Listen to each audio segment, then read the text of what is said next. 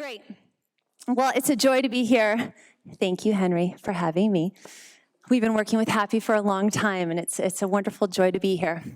So, I was one of these weird kids that in 4th grade, when I was about 10 years old, during recess, when all the other kids would go and play Foursquare or dodgeball or hang out on the bars, you know, those like monkey bars, I don't know what you guys call them here, monkey bars.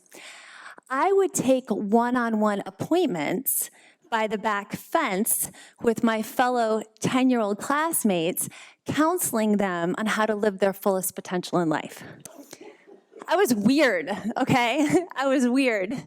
But I also had a sense from a very young age of purpose for my life. I really believed that we were all meant to live our fullest potential. Now, what form would that take in my adult life? Well, fast forward through a number of years, and my last year at university, I was asked to be the director of our Student Affairs Conference, which was a big deal at my tiny little campus in Illinois. And I assembled a team of students to come together to think of what the topic should be. And I said, you know, let's make sure this topic is really consciousness raising and outside the box and progressively minded. And you guys, you know, thinking I'm being a good leader, I'm like, you guys come up with the topic. I'll support whatever you decide. Okay, great. So off they go to come up with the topic, do several months of research, and they come back and they do this big presentation to me.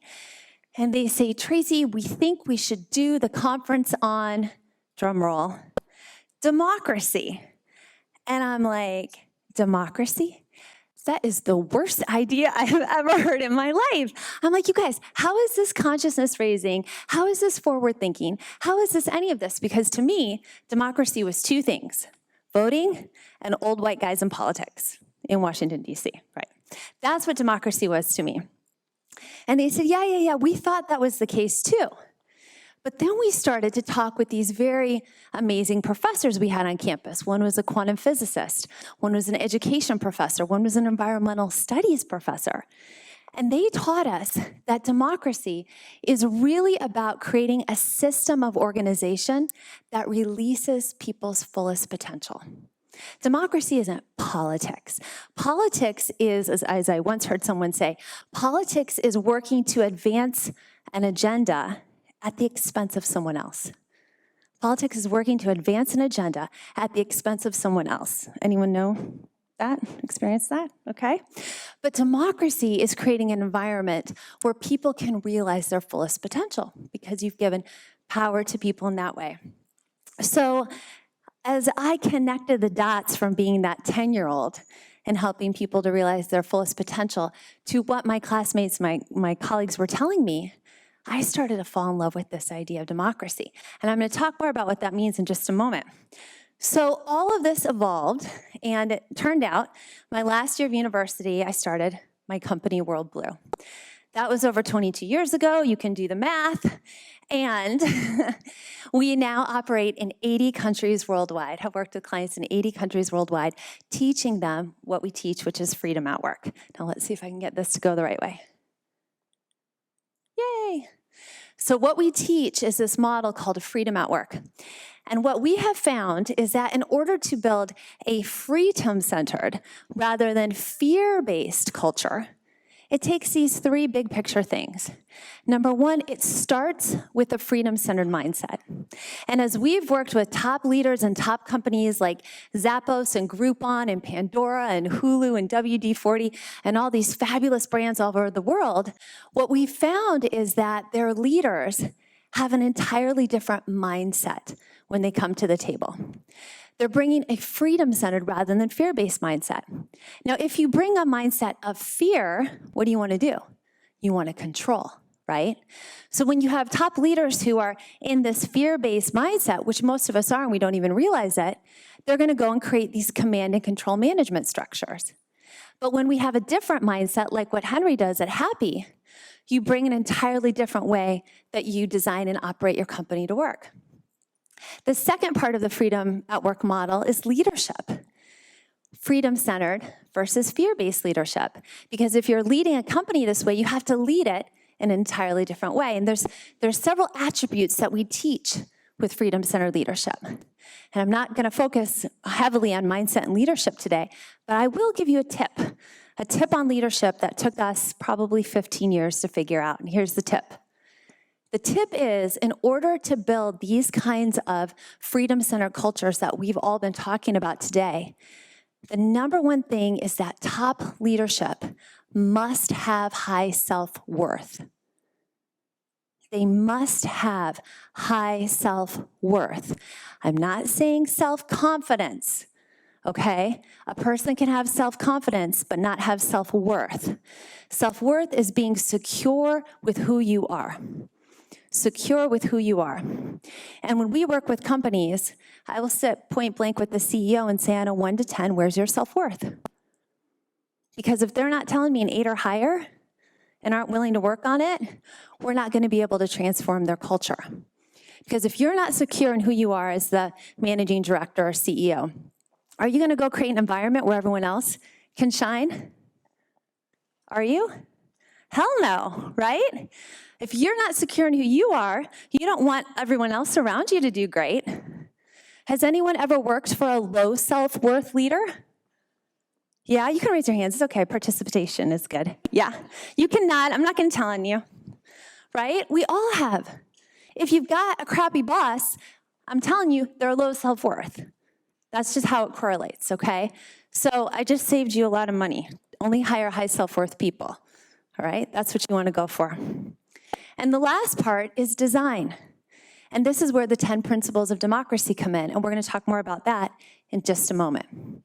But the problem is that most of the time, we're operating in fear at work. Now, we don't run around saying, oh, I've got fear most of the time. We say, I have stress, I have anxiety, I'm sick of all this, bureaucracy that we've got, command and control, analysis paralysis, perfectionism, bad communication, distrust. Anyone ever experienced any of these symptoms? Anyone ever work in a fear-based environment? You are now or have in the past? Anyone? Yeah? Exactly. So this is the problem. And at WorldBlu, we're really committed to solving the root problem, because a lot of times when we're trying to build great cultures, we're just focusing on kind of the leaves of the tree and not getting at the root issue. And the root issue that stops world-class cultures from happening is fear. It's the number one thing, is fear. So let's go back to the Freedom at Work model. What I'm going to talk about today is under this design piece. And so when we design our organizations, often we kind of design them we don't set out anymore to design our companies in a command and control way, the pyramid structure. Like, nobody's walking around being like, hey, go design your company in a pyramid. Like, who says that anymore, right? Okay, no one. But what's happening is that we kind of have this like quasi, like if command and control is one end and democracy is the other, we're kind of in the middle.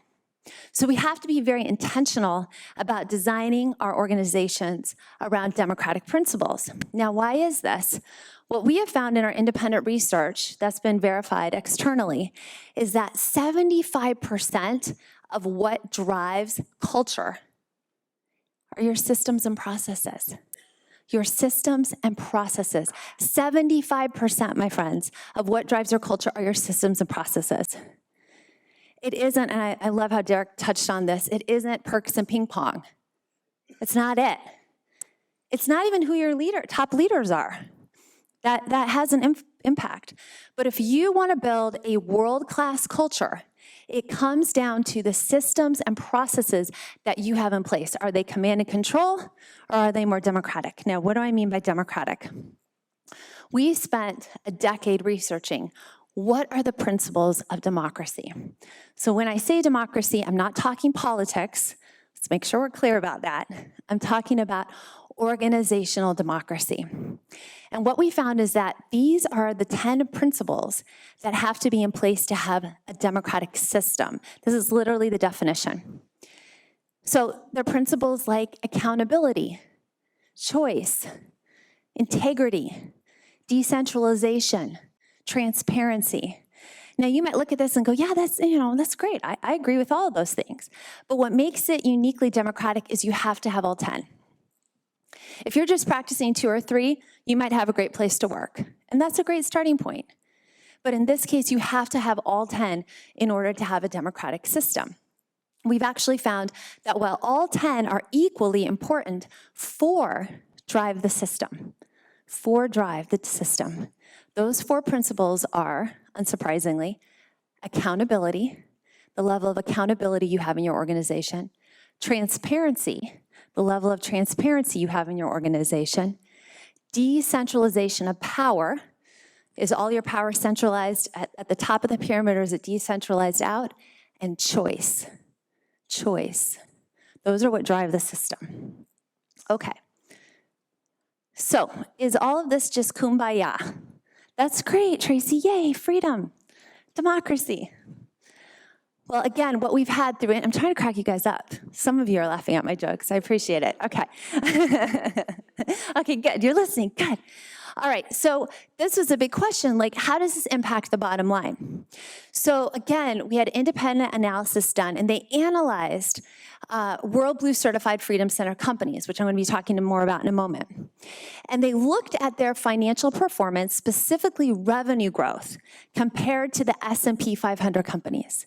And what they found was that companies that practice freedom at work, like we teach them, have almost 7 times the revenue growth compared to the S&P 500. Not double, not triple, but literally 7 times the revenue growth on average compared to the S&P 500 companies. So democracy and freedom in the workplace, which freedom doesn't mean a free-for-all, it has to have accountability, it has to have guidelines, it has to have that backbone, is a very, very competitive strategy for growth. So, let me tell you a couple more examples. Anyone heard of WD-40? You know that's right? Okay. These are all WorldBlu certified Freedom Center companies. WD-40 has had phenomenal growth as we've been working with them in the Freedom at Work model. They've gone from, 250 million to over 2 billion in market cap, practicing these ideas that we've been talking about. NearSoft, really great technology company based in Mexico and San Francisco. They've grown on average 26% and have had 12x revenue growth working with us. Boost, they're down in New Zealand, and they grew 63% in 1 year, adding over 1 million to their bottom line, small company. And DreamHost, this is a really cool one. They actually, our WorldBlu certified democratic company, took what we taught them in systems and processes, applied it to their new company called Ink Tank, and went from 0 to $175 million sale in just 2 years. Okay? That's the power of understanding systems and processes that are done democratically. So this leads me to my first question I'd like you to consider. What would have to shift in your organization? Do you like that I did it with an S and not a Z? My British colleague had to help me on that. Okay, right. What would you have to shift in your organization to have more freedom and less fear in your workplace culture? Oh.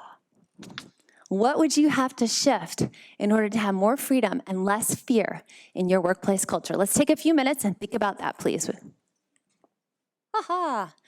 Okay, now we get to the 10 tips part. So we've talked about design. You're starting to think about what you can do to shift to more freedom and less fear.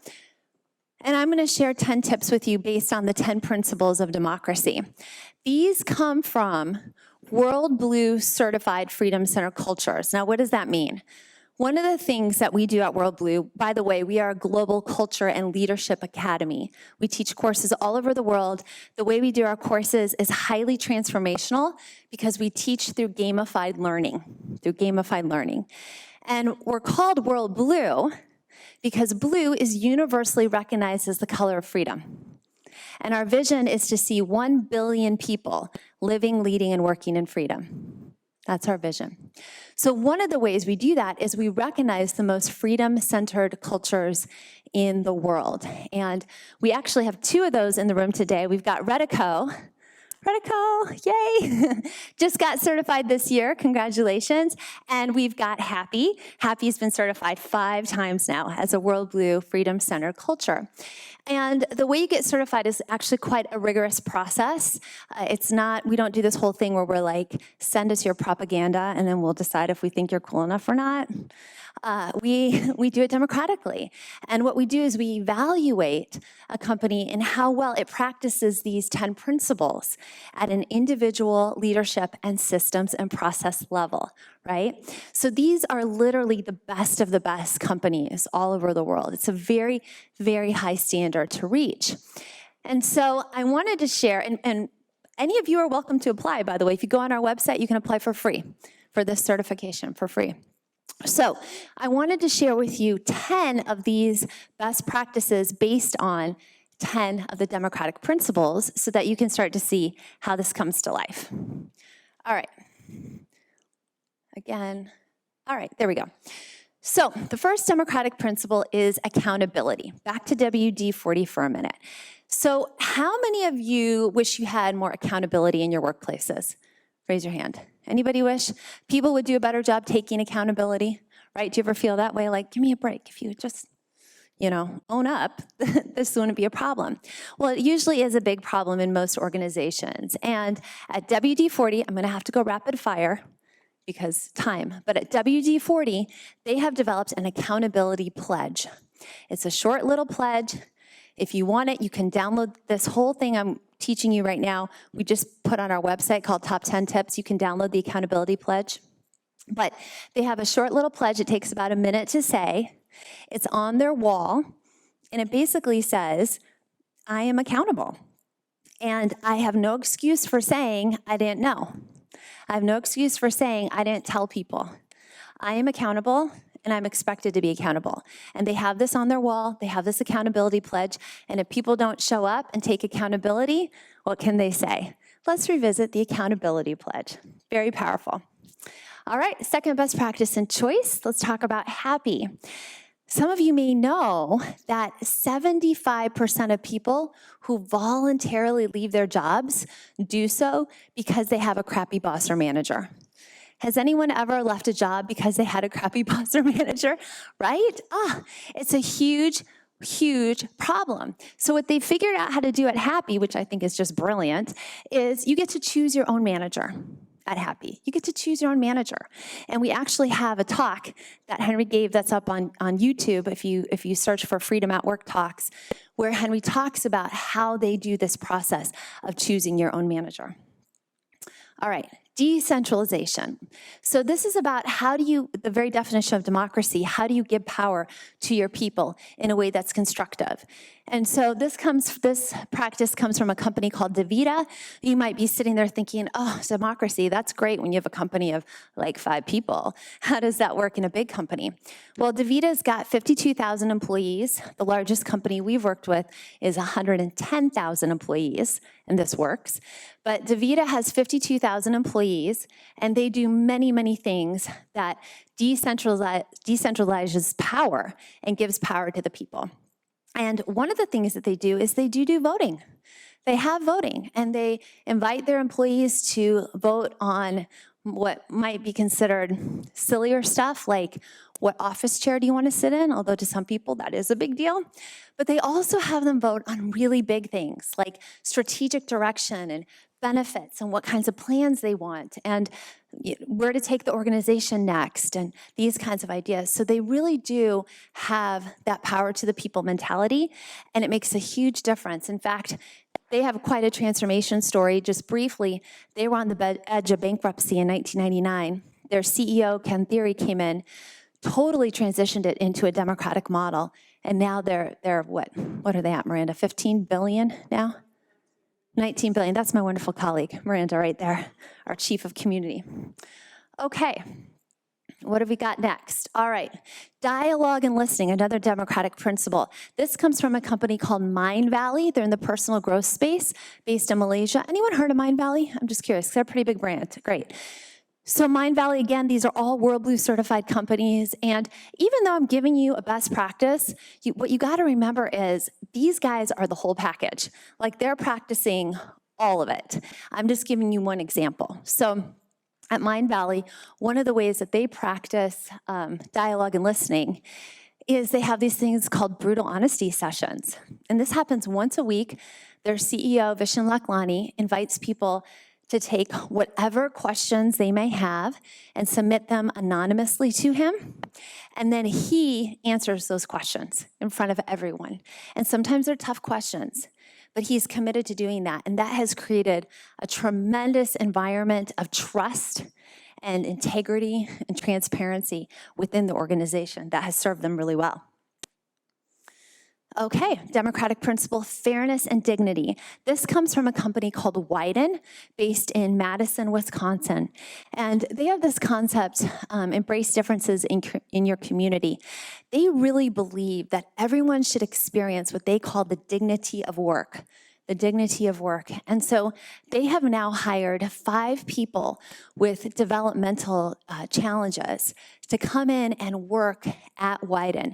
And they've created special jobs for them so that they can engage with the Wyden workplace. One of them is what they call popcorn manager. And they have one of those, old-fashioned popcorn machines. And this individual, she goes around and she takes everybody's order in the afternoon. Do you want popcorn or not? And then she goes and she bags the popcorn and brings it to everyone. And these are people who would normally be maybe marginalized in society. And so they're bringing them into the workplace and engaging them. And not only is it a benefit for them, but it's a benefit for everyone, right, within the organization. So that's one of the ways that they're practicing fairness and dignity for everyone. The individual and the collective, and this is such an important principle of democracy. You have to be able to balance both the individual and collective and how those are in relationship to each other. Oftentimes we see in organizations, there's too much emphasis on individual performance, individual contribution, and there isn't an emphasis on the collective, or you see too much of an emphasis on the collective without also recognizing the contributions of an individual. So those really have to be in balance, not only with recognition, but everyone understanding the role they play towards the greater picture. So what they do at DreamHost, this is just one small thing they do with their customer service reps. These guys are based in LA. They do hosting for websites and whatnot. What they do is they have a scoreboard that shows every customer service rep on a daily basis how they're meeting their goals and how they're advancing through the day. And they're showing that in relationship to the bigger goals that they're working towards. And they don't do this to be like, oh, you fell short of your goal, or in a blaming way, but in a way that shows every single person how they're doing and how they can track them and support them as they go along. And it's made a huge difference in their overall performance. Okay, tip 7, integrity. This comes from Boost down in New Zealand. What they do at Boost is something called retrospectives. And so this is a way that they really make sure that they bake integrity into the way that they work with their clients. So on a bi-weekly basis, they sit down, they look at what's happening with their clients, they do agile training, and they go, do we feel good about what's happening? Do we feel okay about what's happening with the client? Are we seeing any issues that are coming up? And they literally have allocated a space to have those hard conversations that we often don't want to have, right? We kind of glaze over them. So they've created a space for doing that by creating these retrospectives. All right, tip 8, purpose and vision. This is a company, NearSoft, based in Mexico and San Francisco. They really believe that every single employee should be able to live their purpose and their vision for their life at NearSoft. So when you come in, yes, there's a job description, all that kind of stuff, but they really work with the employees to be clear, what is it that you believe you're here for? What is it that you stand for in your life, which is bigger than just a job description? And they really work to make sure that every single employee is in the right seat on the bus. So they're having the opportunity to live their purpose. This is something we do at WorldBlu too. If you apply for a job at WorldBlu, the first thing we ask you is, what's your purpose for your life? What's your purpose? Because we want to make sure that WorldBlu would be the absolute best professional expression for you to live that purpose. And that's how we make sure we get alignment and get people in the right seat on the bus. All right, tip number 9, this comes from Menlo Innovations. Anyone heard of Menlo Innovations and Rich Sheridan? Joy, okay, good. dear friend of ours, also a WorldBlu company, they have this really cool process called peer-to-peer feedback. And what they do at Menlo is, if you want feedback, they don't wait around, and do the whole 360, which is like super antiquated, right? What they say is, if you want feedback, pull together the peers that you want feedback from and ask them for it. Sit down and ask them for it. And you can do this over lunch or whatever. Because how many of us get feedback from people like, you don't really care what they think, right? I mean, we all have had that experience, right? Where you're like, I have to sit there and listen to your feedback, and I couldn't give a flying about what you think, right? We have all had that experience, have we not? Yes, okay. So they have figured out a way around this at Menlo, which is get together the people you want feedback from and ask for it. And if you want a salary increase, this is how you get it. You actually have to sit down with your peers and talk it through, and they decide if you get that salary increase or not. Very, very democratic. And the last tip around transparency, this comes from New Belgium Brewery. They're in where I live now, Colorado. They're an artisan beer company. They practice open book management. So to Derek's earlier point, which it sounds like you guys are doing great, who's heard of the phrase open book management before? Anyone? Okay, few people. Open book management is just like it sounds, opening up your financial information so that everyone in the company understands what it is. And it's not just like flinging numbers at people like, here's our, profit and loss, and here, here's our revenue numbers. It's making sure you're educating your employees to be financially literate so that they can make better decisions. That's the whole goal, so that they can make better decisions. All right, so those are the quick top 10 tips. You can start to see how easy it is to implement democracy and freedom in the workplace in a very intentional way. So that leads me to my last question I would like you to think about, which is this. Which best practice could you implement in your organization in the next month or so? And what will doing so enable you to achieve? So I get to test how well you were listening to those top 10 practices. All right, which one might you be able to start to implement in your organization, and what would it enable you to achieve? All right, so in summary, here's my contact information. My colleague Miranda is based here in the UK. Everything we've talked about, the 10 principles of democracy, the 10 tips, all of this is on our website that you can download for free. Our scorecard, if you have a company and you just want to see where you are, you can take our Freedom at Work scorecard for free. We're here for you, and there's great resources for you on our website. Thanks so much. It's been a real joy to be with you. Thank you.